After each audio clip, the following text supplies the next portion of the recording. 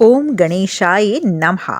महाशिवरात्रि की आप सभी को हार्दिक शुभकामनाएं। भगवान शिव से यही प्रार्थना करती हूँ कि हमारी यूट्यूब फैमिली को सभी को तंदुरुस्त रखें भगवान, और हम सभी पर भगवान शिव की असीम कृपा यूं ही बरसती रहे। भगवान शिव पर इस दिन क्या क्या चीज़ चढ़ानी चाहिए, आइए जान लेते हैं।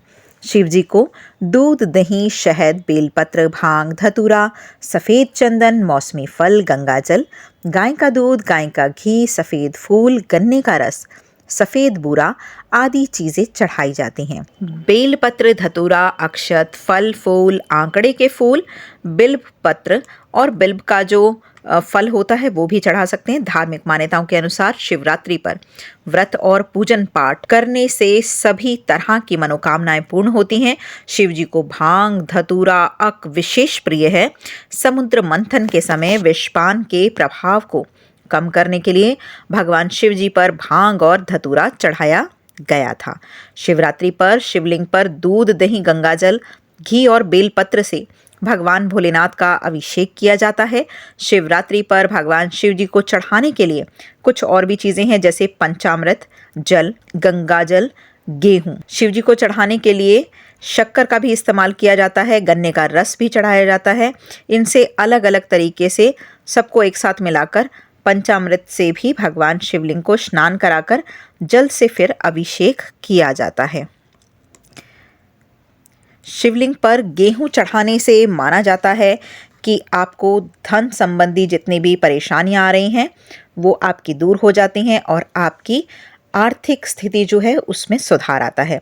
शिवलिंग पर गेहूं चढ़ाने के लिए पहले भगवान शंकर की सामान्य पूजा करें।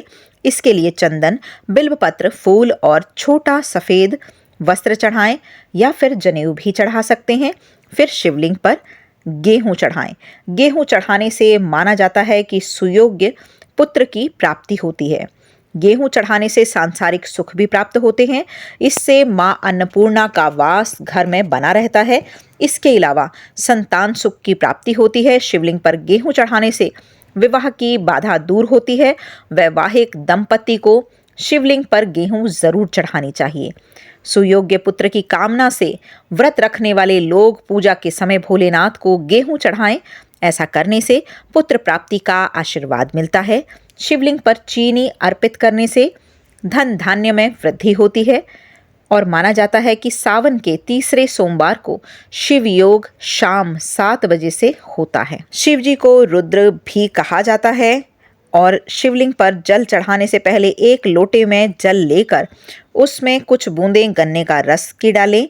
सही दिशा में खड़े होकर शिवलिंग पर जल अर्पित करें और अपनी मनोकामना कहें। इसके बाद दोनों हाथ जोड़कर भगवान शिव से प्रार्थना करें।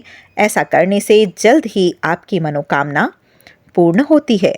भगवान शंकर जल्द ही प्रसन्न हो जाते हैं, इसीलिए भगवान शिव का एक नाम आशुतोष भी है और भक्तों की मनोकामनाओं को पूर्ण करते हैं।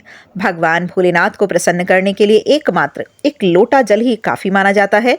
इससे भोलेनाथ जल्द ही प्रसन्न होकर अपने भक्तों को सुख समृद्धि का आशीर्वाद देते हैं। शिवलिंग पर चंदन, अक्षत, बिल्वपत्र जरूर चढ़ाने चाहिए और मंगलवार को शिवलिंग पर जल चढ़ाने से व्यक्ति को सभी देवी देवताओं का आशीर्वाद प्राप्त होता है और कार्यों में भी सफलता प्राप्त होती है। सोमवार के दिन शिवलिंग को पंचामृत से स्नान कराना बहुत ही शुभ माना जाता है। इसके बाद शिवलिंग पर चंदन और भभूत लगाना चाहिए। इस पर बेलपत्र, धतूरा और शम्मी पत्र चढ़ाने से भगवान शिव प्रसन्न होते हैं और घर में सुख समृद्धि का आशीर्वाद देते हैं। शुक्रवार को शिवलिंग पर तिल डालकर जल चढ़ाना बहुत ही शुभ माना जाता है। ऐसी मान्यता है कि शिवलिंग पर तिल डालकर पानी चढ़ाने से भी पितृदोष दूर होता है और इससे पितृ शांत होते हैं और अपना आशीर्वाद घर में बनाए रखते हैं, जिससे कि घर परिवार में खुशियां और शांति बनी रहती है।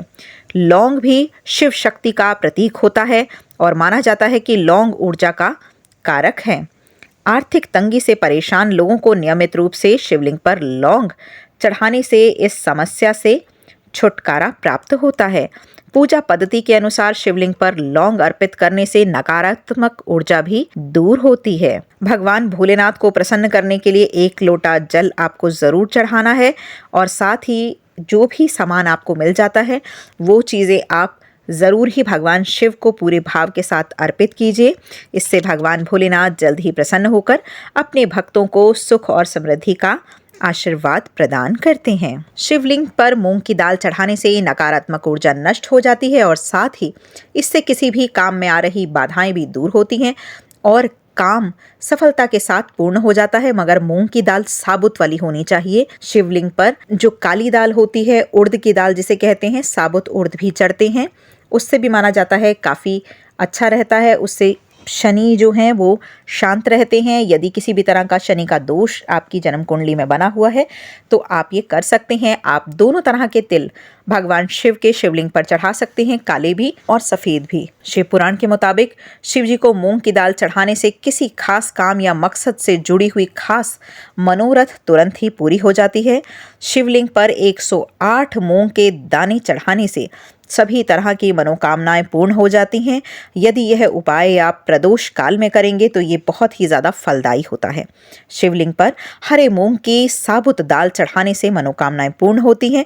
दाल चढ़ाने से भगवान भोलेनाथ जल्द ही प्रसन्न होते हैं और अविवाहित लड़कियों को मनचाहा जीवन साथी प्राप्त होता है। धर्मशास्त्रों में यह भी माना गया है कि भगवान शिव पर अक्षत यानी कि चावल ज़रूर चढ़ाने चाहिए, इससे धन लाभ होता है। और शिवलिंग पर चावल चढ़ाने से धन संबंधी सारी ही समस्याएं दूर होती हैं। तंगी है, कर्ज है या फिर परेशानियां हैं, ये सब चावल चढ़ाने से आपकी दूर हो सकती हैं। अक्षत पूर्णता का प्रतीक माना गया है, इसीलिए सभी चावल अखंडित होने चाहिए। शिवलिंग पर रोजाना चावल के 5 दाने चढ़ाने से अपार ऐश्वर्य की प्राप्ति होती है। शिवलिंग पर चावल चढ़ाने से शिव जी अति शीघ्र प्रसन्न होते हैं और भक्त को अखंडित चावल की तरह ही अखंडित धन, मान सम्मान प्रदान करते हैं। यह भी माना जाता है कि कच्चा चावल चढ़ाते हैं तो महादेव मन की मांगी मुरादें शीघ्र ही पूर्ण कर देते हैं। वेद शास्त्रों के अनुसार भगवान शिव को अकेले चावल कभी नहीं चढ़ाने चाहिए, हमेशा चावल के साथ फूल, अबीर आदि चढ़ाना चाहिए। आप चाहें तो रंग के भी आप चावल चढ़ा सकते हैं। भगवान शिव को चावल चढ़ाने के लिए सबसे पहले हाथ की मध्यमा और अनामिका उंगली के साथ ही अंगूठे का प्रयोग ज़रूर करें।